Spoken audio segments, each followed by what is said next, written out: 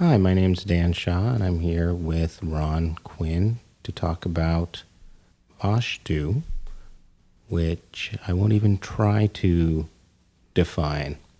Ron, what is Vastu? Vastu is actually the science of manifestation or creation, as it's often called. There are actually two Vastus that are one Vastu. Vastu pronounced with a A is pronounced quickly and spelled V with one A, S-T-U, and Vastu pronounced with the longer time held for the A and spelled V-A-A-S-T-U. And the difference is Vastu is the science of the manifestation of the subtle universe, and Vastu the science of the manifestation of the physical universe. And what language is that? That's actually, that's a good question. I believe that's Sanskrit. When studying in South India like I did, the Sanskrit and the native Tamil language are mixed up a great deal. So you have to pay spatial attention to sometimes keep the two apart. I believe that's Sanskrit. And this is an extremely ancient science. Can you tell us something about that? It actually is. Prior to the 1980s, many historians were saying that the Vastu science dated back in India to 4,000 years, 5,000 years. However, in 1986, some written records were discovered in some kind of unique ways that have been determined were written prior to 10,000 BC. Some say as early as 14,000 BC. So this actually makes the Vastu science much older than was once thought. So this science of manifestation would be an applied science in what fields?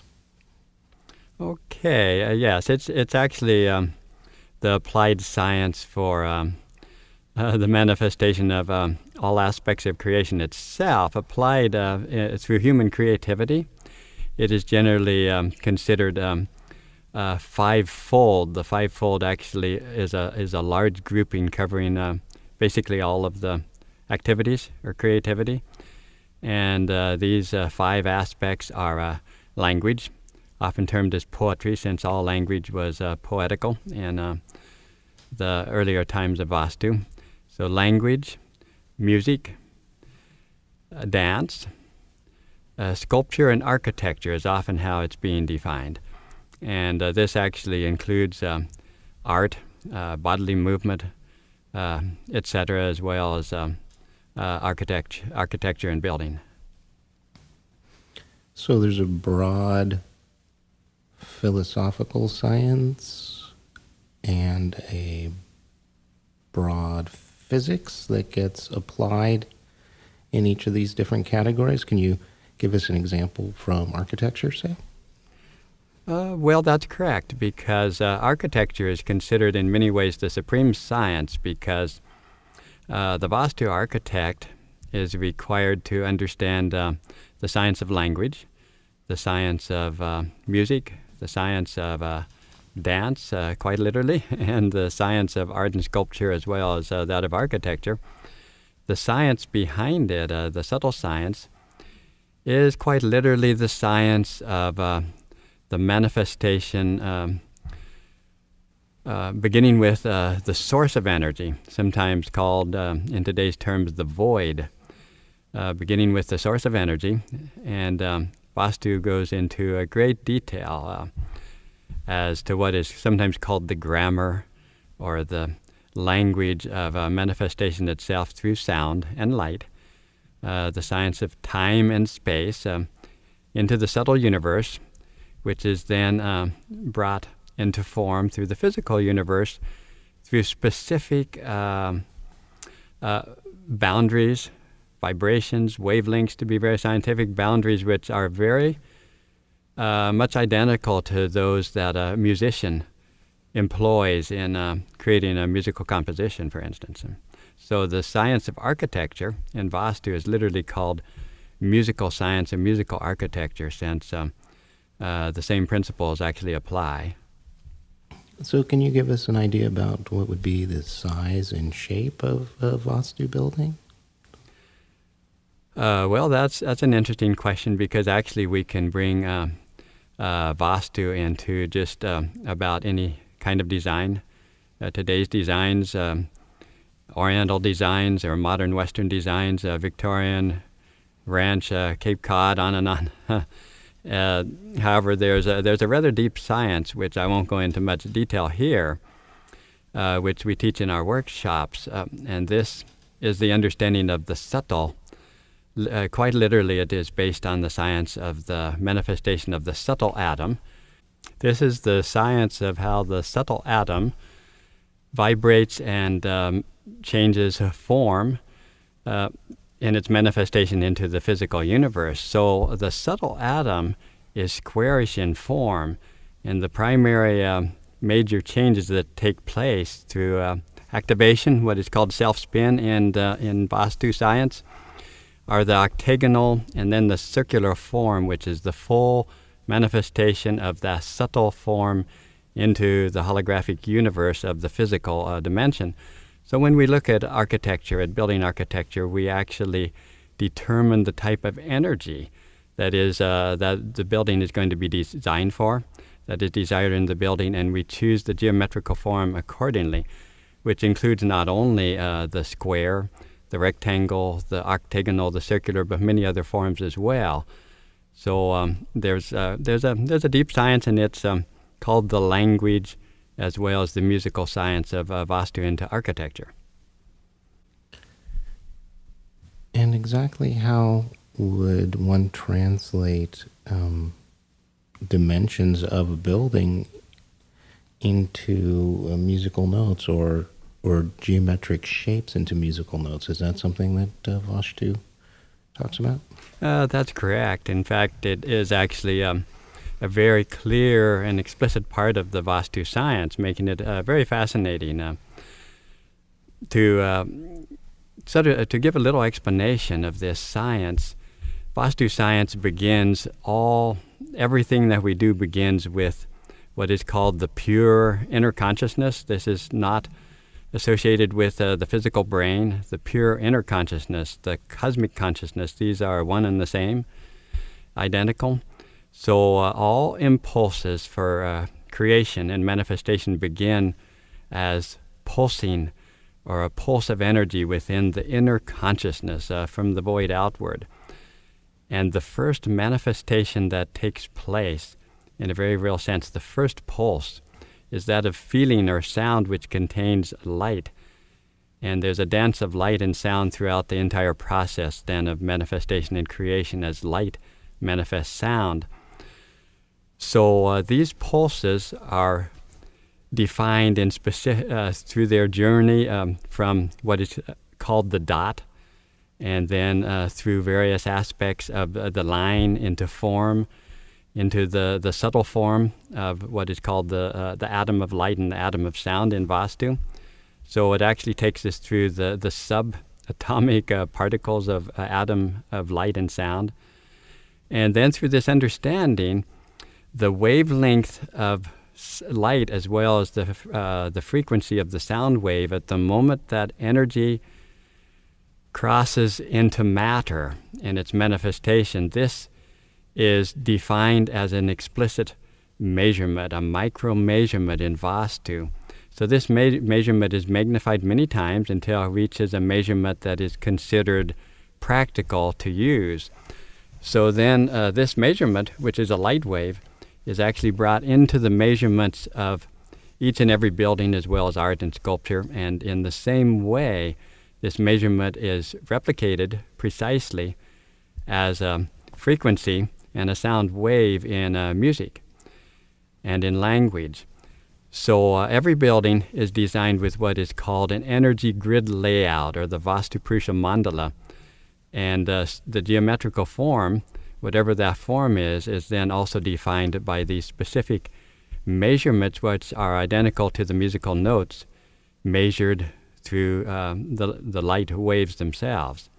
So I hope this made sense. So in other words, the musical notes, every musical note is actually replicated by a light wave, which is accompanied by a specific color or spectrum of the light. And this light wave is measured as a musical note also and replicated into architecture.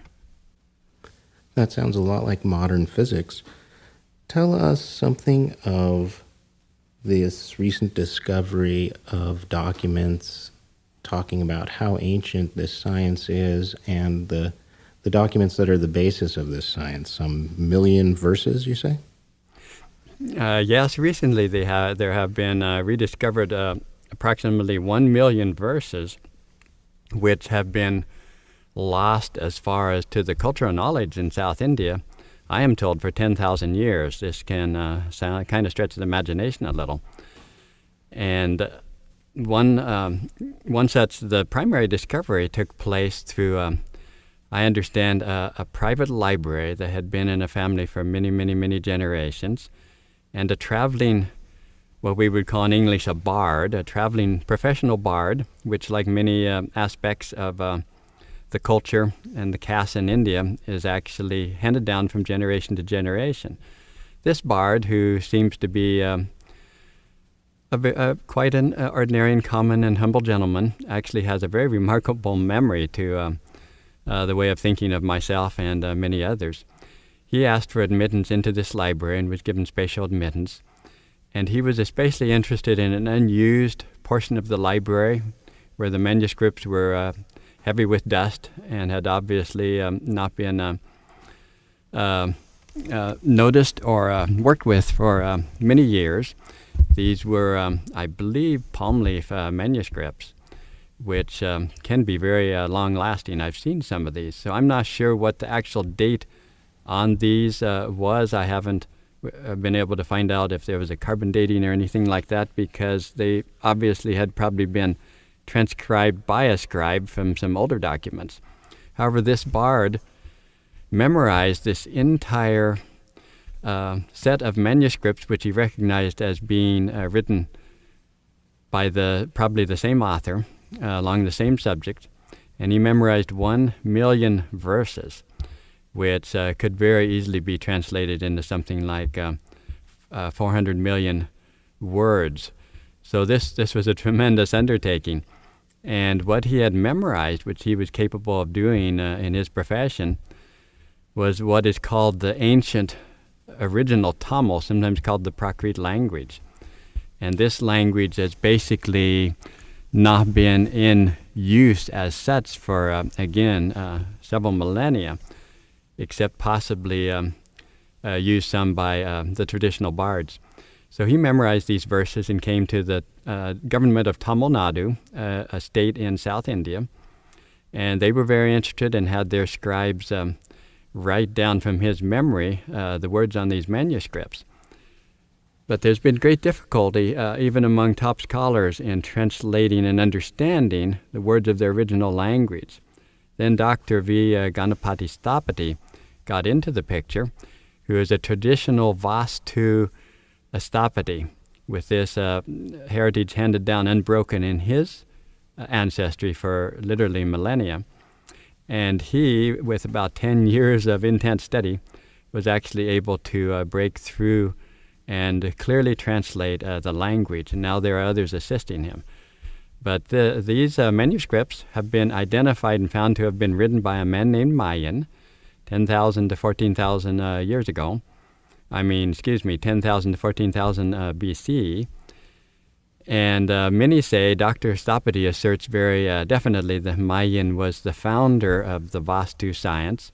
And although it became known in different terms in different languages, the manuscripts themselves make it clear that he taught this science over the entire world in his day, to all civilizations and etc. And so that in itself is a rather remarkable story. So these manuscripts are in the process of being translated. Mostly about 400,000 of these have been written down by the Tamil Nadu government and are under lock and key, except to specialized scholars and so forth. Dr. Stapati also has more than 10,000 verses, all of which have been translated into modern Tamil, and they're working on English translations right now. So these manuscripts go into great detail about the very things we've been talking about, the manifestation of the source or the pure source consciousness of void, and the precise steps which are actually taken, and what some call the grammar of manifestation and creation through time, space, sound, and light. Time equals space. Sound and light are one, and yet manifest into two different streams of expression. So it's actually an amazing science with far more than we have time to talk about at the moment. Let's just back up just a little bit, because there are some terms in there that were unfamiliar. The original language, you say, is called Prakrit. How would you spell that in English? Prakrit is spelled Prakrit, and it actually means the original or the first. And this gentleman, Dr. Stopity, who seems to be the foremost translator, you say Stopity is a title? Stopity is a title. It means one who is a qualified architect, sculptor, and creation scientist. So this lineage of Vastu has continued in India to the present day, but these documents have just come to light through this bard. That's correct, and they have actually, while they don't contradict the work that today's Stopities are doing, they have thrown very, very deep light and expanding and deepening the science tremendously, because many of the Stopities, although very skilled and faithful to this day, have not necessarily remembered the why and the how of some of the work that they do. Mm-hmm. And so there are originally some million verses that this bard memorized and then dictated to the government scholars? Yes, he came to the Tamil Nadu government, and they were very interested because in interviewing him and with some understanding of what he'd memorized, top scholars in India verified that the documents were authentic. The language was definitely authentic, and not known to any but a very small handful in today's Indian culture. However, this bard was disappointed because over a period of time, 1 or 2 years, he found that the scholars employed by the Tamil Nadu government themselves confessed that they were having difficulty understanding the content, even though they were able to make translations. Then he heard about Dr. Stopity, who is certainly a very unusual man, and so Dr. Stopity himself told me that his watchman woke him in the middle of the night and said, "There's a man here who says he must see you." So Stopity said, "Send him on in," and it was this bard. And so over the next few days or few weeks, this bard actually recited over 10,000 verses, which Stopity's secretary and helpers transcribed and wrote down or typed as the bard related the verses which he had learned. And then Stopity spent about 10 years, mostly at night because he was a busy man. He spent about 10 years actually cracking the code to understand this ancient language. Now, Stopity tells me that it's necessary to be fluent in both Sanskrit and Tamil, as it's very obvious that both Sanskrit and Tamil originally sprang from this Prakrit language. So combining the two enabled him to actually crack the code and be able to read and understand the ancient language, the original language. So the Prakrit has been translated. How much of the Prakrit has been translated into modern Tamil? About 10,800 verses.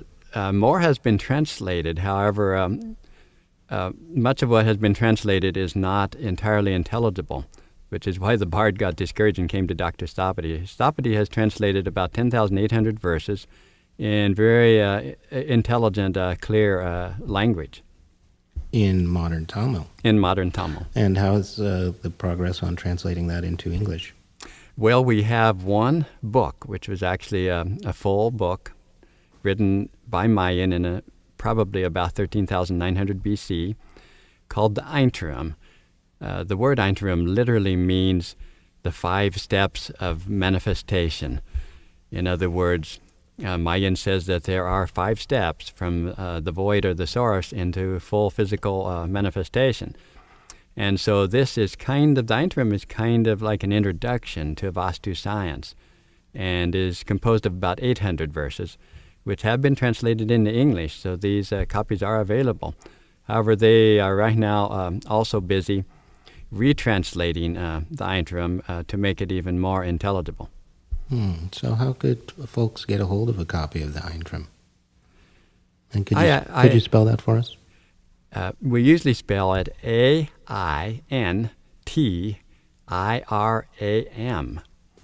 And I can actually get copies. Usually I like to buy in bulk. However, the copies are available directly from Dr. Stapati, who, with his office help, has a small publishing company of his own. And so far as I know, it's only available through Stapati's publishing company. I think, though, it's possible, I need to check again, that the Ainteram might be available even through Amazon.com. It's becoming, only in recent years, it's becoming a fairly well-known book. I forgot to mention that these manuscripts that this bard discovered and actually just brought a whole new, literally a whole new world of knowledge even to India that had been unknown that it existed. These were discovered in 1986, so it's a pretty recent find. Mm-hmm. And in 1992, I understand, is when Dr. Stapati really began teaching and opening up this science, you might say, to the world outside of his own culture, which is the first time this has really been done by a traditional Stapati for many millennia. And when and how did you get involved? Well, my wife Bonnie read an article in a magazine about Vastu, and when I inquired into it, I discovered that this article was written by an American who had gone over and studied with and interviewed Dr. Stapati. So I ended up going and I studied Dr. Stapati's works for about 3 years, and then in 2002 I went over and spent several months with him in intensive study. And the Guru method, what is called direct exchange, which I found really did work. And it was an amazing and deep experience. At that time, I was only the second individual who had come to study with Dr. Stapati in India. And since then, I've been teaching workshops around the country, and this has changed a great deal. Just in the last 3 years, I think there have been 20 or 30 foreign students going to study with Stapati. So what do your workshops consist of then? I give a 2-day introductory workshop, followed by 4 intensive series, partly because we give out so much information. There are 4 4-day intensives, which I call Level 1, Level 2, Level 3, and Level 4, a total of 16 days, or with the 2-day introductory, a total of 18 days of workshops. And this is a good start, and we're planning additional workshops in the future. In the introductory is an introduction. Levels 1 and 2 primarily introduce or go into levels of the creation science itself, which is very important to understand first before we even go into various branches of creativity. Then in levels 3 and 4, I focus primarily on building design and architecture, and we get into more actual design work. However, I actually coming to my workshops, I've had people who are coming just for the spiritual trip, and many the spiritual end, and many people have actually said that it has been the deepest spiritual experience of their lives because of the depth of the Vastu. And then I have had musicians and artists and even housewives, computer specialists, architects, builders. We have all kinds of people coming and actually get great satisfaction out of understanding the Vastu science. So how would folks get a hold of you? Well, I have a website, Vastu spelled with 1 A, VastuDesignAndConstruction.com. And do you want me to give my phone number, or what information would you like? Phone number's up to you. Well, they can contact me by email through my website. And I do have a phone number here in Southwest Oregon. The area code is 541-772-4351, and people are welcome to call. So let me ask, what part of Vastu has been, let's say, most revelatory for you? What really stands out among all of it that has inspired you, that you care to share? Okay, well, actually, for me, the Vastu brought together, and interestingly, I've had a number of other people, just a number, say the same thing, but it brought together, for me, everything that I believed and even answered questions I didn't know I had as far as my spiritual quest. And so it brought together for me the spiritual in a most complete way that I had not found in any other form. And at the same time, it brought a new way of interacting and creating in the physical life, a new purpose, a new meaning.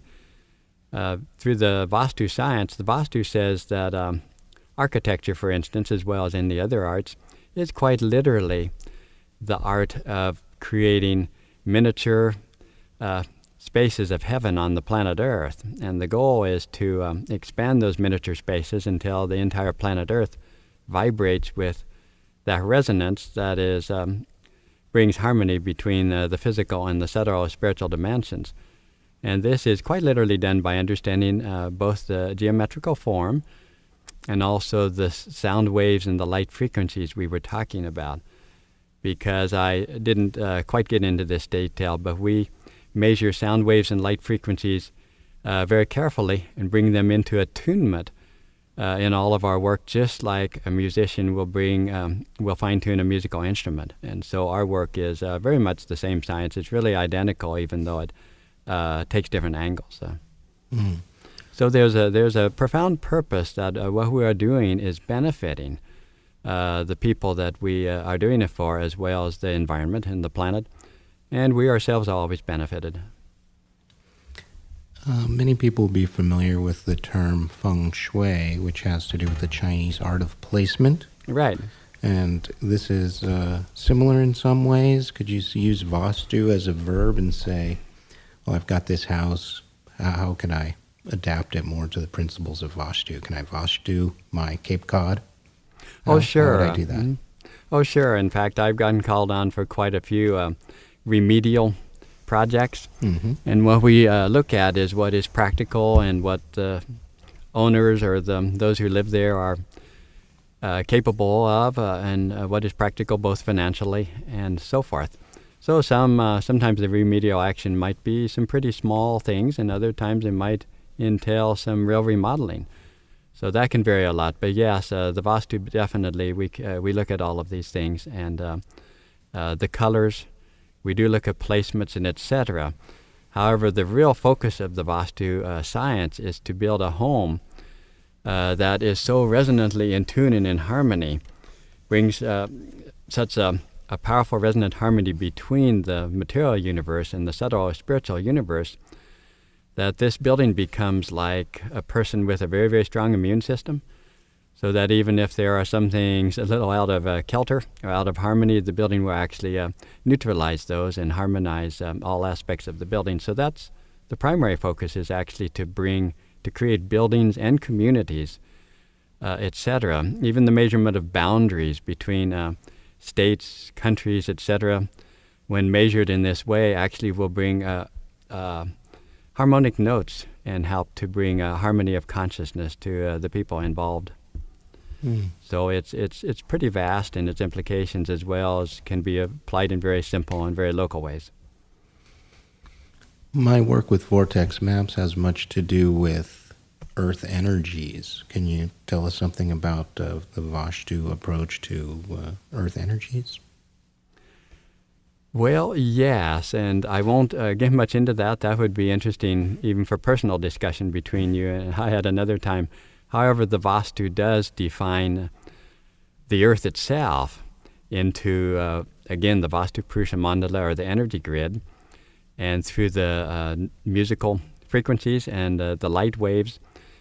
The planet itself is so important that when people call me before they build a new house, I say, well, call me, and if possible, get me on the site before you even choose where to build, because we find that the earth, and Vastu gives us many explicit guidelines, the earth itself has a language in every area of her surface as well as underground. So we look at the soil, we look at the vegetation, the plants and animals, we look at the water above ground, and we measure the underground water, including quality and direction of flow, and we look at all the aspects of earth, which is considered in Vastu the first and foremost most important aspect to take in consideration, to take into play when choosing a place to build and what kind of building to place there.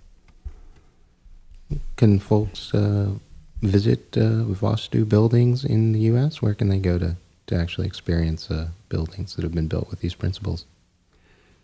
That, too, is a little bit difficult to say. There are various Vastu buildings, and some of them I can't necessarily just say whether to visit or not when I haven't seen them. Some I have, but there are some places that I know about that can be built, and we could compile a list of some of these, which is, you asked a good question, because I haven't compiled a list of these except for a certain few. There is a temple that has been built in Omaha by Dr. Thapati's people himself, designed by him, and it's a very resonant, vibrant place to visit. Some friends of mine have had some really quite interesting experiences there. And then Dr. Thapati himself has also built a temple in Washington, in Chicago, in Florida, and one underway right now in Kauai. There's also a Vastu home that I have designed and done some hands-on work that is being built in northern Minnesota. And this one would require permission by the owners to actually announce publicly. Sure. And bring people in. So, but it too is quite a remarkable place energetically to visit as well. Mm-hmm. I could tell just one little kind of interesting experience, because Vastu tends to entail a lot of experiences, some of which we want to bring into some actual modern research with some modern methods to define and measure.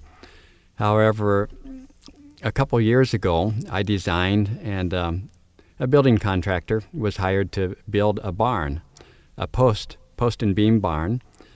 And so we defined this barn and designed it using the Vastu Purusha Mandala, which is the universal energy grid.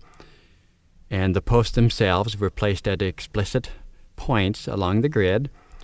And while the barn itself, both length and width, is rectangular, was measured explicitly as per the wavelengths of light that we're talking about, which are measured according to sound frequencies.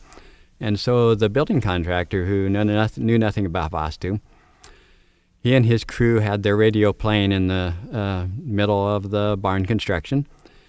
And at the point where they raised the fourth wall, now these walls were just walls of posts that were set between 5 and 6 feet apart. There was no sheeting except for the tie boards, which tied the posts together. They raised the fourth wall where the full walls then were meeting, and suddenly their radio went completely into static. And they couldn't figure out what was going on because they couldn't get any more radio signals in the barn. And before that, they had been able to get 6 or 8 channels very clearly, which they said they always could. So they wanted to know if we knew what was going on, because they said they had never had this happen before. Just raise the wall and suddenly the radio no longer works. So I explained a little about the principles of defining to quite a fine, accurate degree these wavelengths of sound frequency and light waves, and that evidently the frequency defined in the building at that point, even though subtle, these are subtle frequencies, actually overwhelmed and neutralized the radio frequencies, which was a very interesting experience, the only one we've had like that. But we have many, many different kinds of experiences with these buildings. So even though the walls weren't fully enclosed, the dimensions of the barn acted as a kind of Faraday cage. Yes, it seemed to. Vastu explicitly states that the moment an area is enclosed with four walls, an area is defined, and that space itself is spirit consciousness or subtle consciousness. And the moment four walls are completed, that an area is defined that actually creates a specific metamorphosis, a specific manifestation, and you could say defines a certain personality that space consciousness or spirit then takes within that form, which is why Vastu emphasizes that it is so valuable to create a form that creates harmonic wavelengths between the physical and the subtle and the spiritual dimensions. Mm-hmm. Well, many people are concerned today with man-made electromagnetic pollution. It seems that these principles would help mitigate people's exposure to these kinds of frequencies. Yes, I would say without question. You've mentioned the Vastu Purusha Mandala a couple times. Mandala may be a familiar term to people as a kind of geometric shape that's often used for a point of meditation. Can you maybe spell and define Purusha?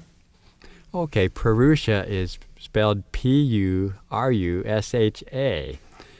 And so what is known as the mandala in Vastu, on the subtle level, where energy has not yet manifested into matter, on the subtle level, this is called the Manduka, the Vastu Manduka Mandala.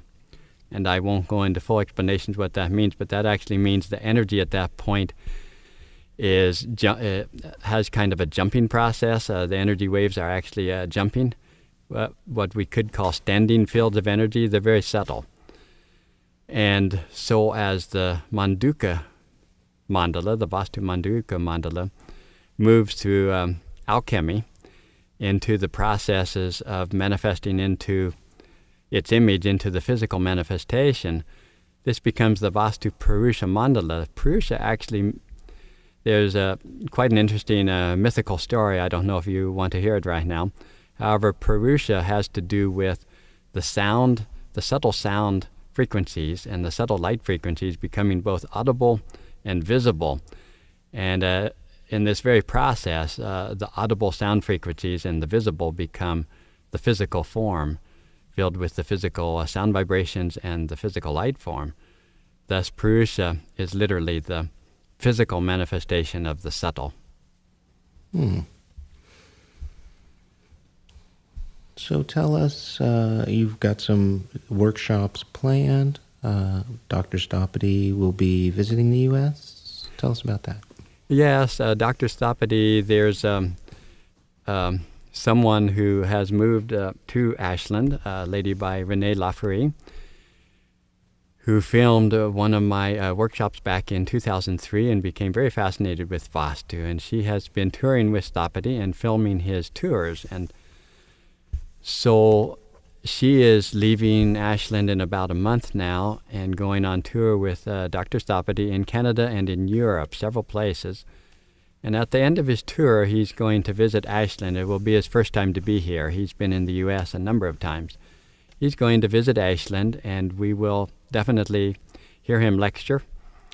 And I hope also to get him together with some of our Vastu students for some question-answer sessions and etc. So this will be very fascinating. Dr. Stopity is definitely a very remarkable man with a very, very deep comprehension of this science that we are talking about here tonight. Well, it's very exciting to think that this ancient knowledge is becoming available to us now and has the potential to transform our consciousness and our Western science. It is, and it's very timely. Well, thank you very much for coming to talk with me tonight. You're welcome, Dan. It's been a real pleasure. Ron Quinn, tell us your website address again, please. The website is Vastu, V-A-S-T-U, Design, D-E-S-I-G-N, and A-N-D, construction, CONSTRUCTION.com, VastuDesignAndConstruction.com.